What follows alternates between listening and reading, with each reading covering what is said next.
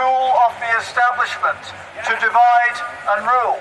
In reality, Labour and Conservative are a uni-party. They're working in unison for a global agenda.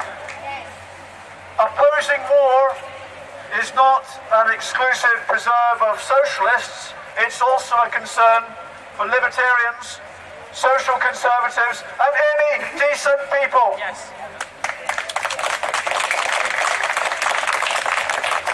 The warmongers are not on the extreme left or the far right, but in the so-called centre.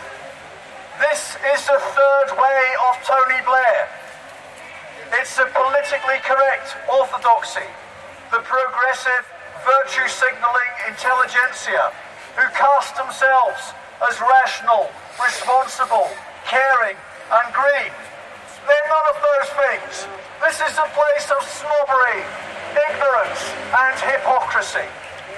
The real middle ground is the ordinary folk who want peace and liberty in a cohesive society.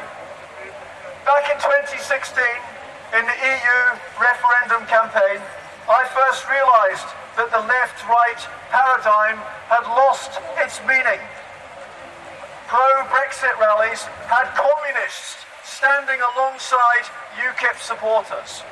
And as conceptualised by David Goodhart, we were the somewheres rooted in our communities versus the cosmopolitan anywheres.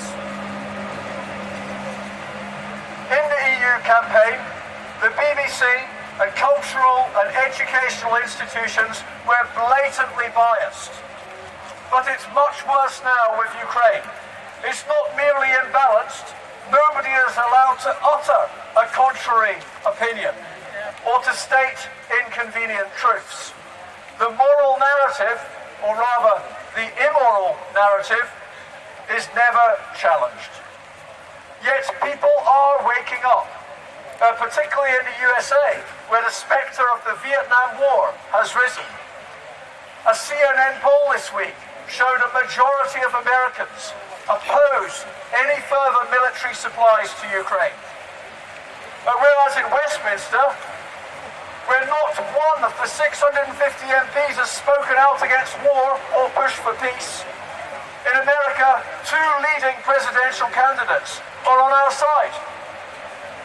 Donald Trump wants to leave NATO, but do you think the deep state will allow that? They'll jail him if they can get away with it. And then the main challenger will be RFK Jr.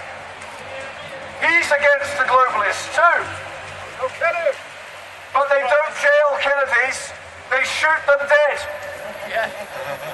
The real divide is not left versus right, but ordinary people versus a totalitarian elite and the professional managerial class that supports them, sending more and more money to the military-industrial complex, is stealing from the poor to give to the rich. We don't need a Labour or Tory revival. We need a new Robin Hood